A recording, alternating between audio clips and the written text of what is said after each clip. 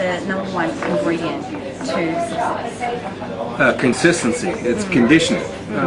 Every athlete, every sports team I've ever worked with wins. I cheat. I choose winners. And those are people who are willing to do just a little bit more than average people are willing to do, produce results that average people don't get. And when you work with athletes, you'll notice that they have to condition themselves to be great at their sport. So they train, they diet, they exercise, weights, practice their sport over and over, conditioning. Well, success, holistic success, that means having a great relationship, being happy, healthy, love, wealthy, all those things, that's holistic success. That's our sport. So we have to condition ourselves to be that. And the reason being is because Charles Darwin said that it's not the strongest of the species that will survive, nor the most intelligent. It's the ones who are most able to adapt. Right. What that means is that if we were dropped off in the Amazon, like we had a plane crash and we lived, well, you better adapt to your environment. In order to do that, you have to be strong. Yes. Because if you're weak, you're going to die out there. Yeah. If you adapt, you can not only survive in that environment, you can actually thrive. Like you could build a house, you could cage of animals, and breed them. You could have bread and water, regular fire. Pretty soon you could have a great life in the middle of the Amazon. Yeah. Well, you look at Japan with the tsunami.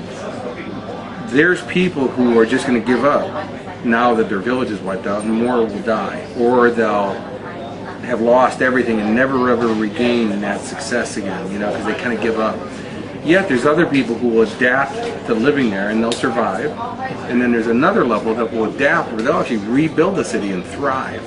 But see, you got to be able to be strong to do that. Now you look at Japan 60 years ago, Nagasaki and Hiroshima, 150,000 people were killed.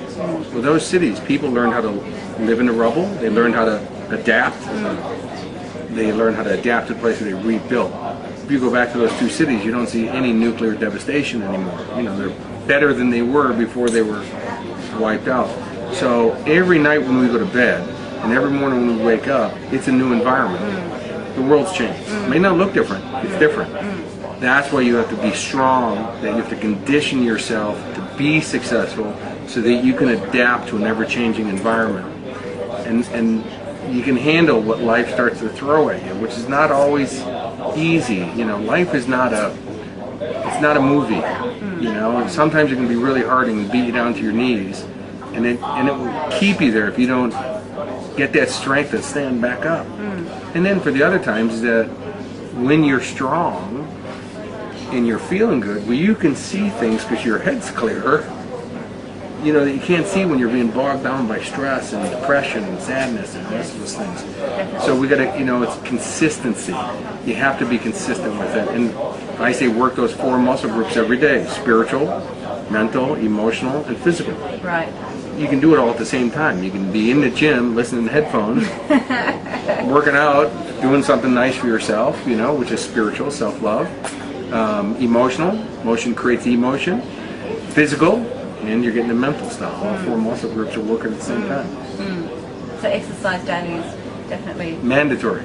Without it, the world sands you down. It erodes you, until you get ground down. And even the strongest of us, even myself, I live in personal development. I teach it all day. I coach it, seminars. If I stop doing it, I feel it. And you start taking life harder, and the stresses that come, and then you start getting depressed, and it starts. So you got to do those exercises.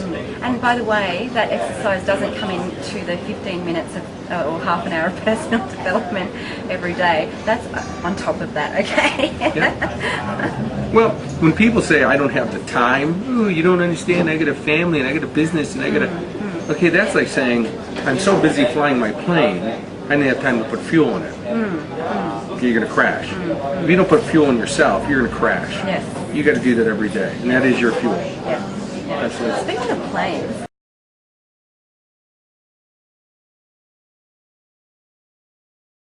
starting, isn't it? Changing people's lives, and you must meet so many fascinating people. You even do the firewalk seminars. Yes, we do. Yes, and I believe you were telling me earlier about a record. How many meters have you? 81 meters, 266 feet. Wow. It took me over a minute to complete it. But I've taken 5-year-olds firewalking, paraplegics on their hands.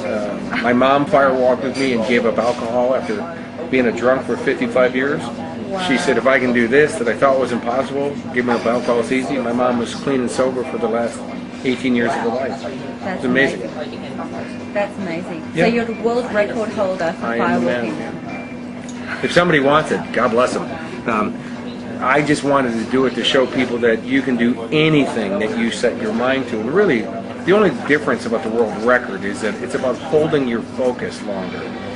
Because in life we have so much input, you know, phone, mobile phone, email, Facebook, people calling on you, this, work, all this stuff that, you know, we're going for a goal and we get all these distractions.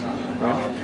Well, the firewalk is, even if you do 3 meters, is really about holding your focus. And you'll see some people, if they get a little hot spot, it's usually on the last step. Because they were focused, oh, I started losing my focus, little reminder that it's fire. You know, no serious injury. The world record was just about learning how to hold your focus longer. And you'd be amazed how much effort it takes to stay focused for 1 minute. Yeah. It's like learning how to meditate when, you know, you've got anxiety.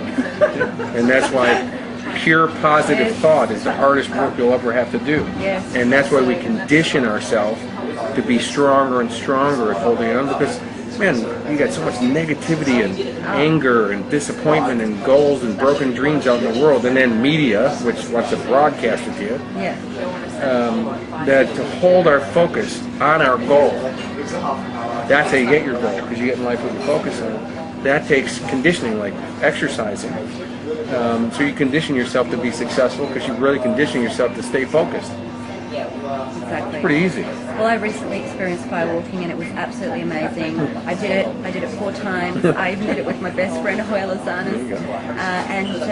You know, I'm hungry for more. I want next time 5 meters and next time 10 meters, and you know, it's an awesome experience, guys. And Kurek, I'd love to invite you to facilitate a firewalk.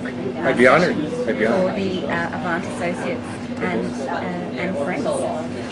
So it's life changing. You know, we had a 7-year-old boy who's found his dad after his dad committed suicide by shooting himself with a nail gun. And little Jack thought it was his fault that his dad, you know, because he was a naughty boy and dad was yelling, you know, so he thought dad killed himself because I was such a bad boy. And then this kid's life, he was introverted and sat at lunch table by himself in school. You know, mom was terrified with where her son was going. You know. And he came to the program, played all the games, did all the participation, firewalk. Man, he's in sports now and go-kart racing. It's turned his life around. And she hugged me and said, "Thank you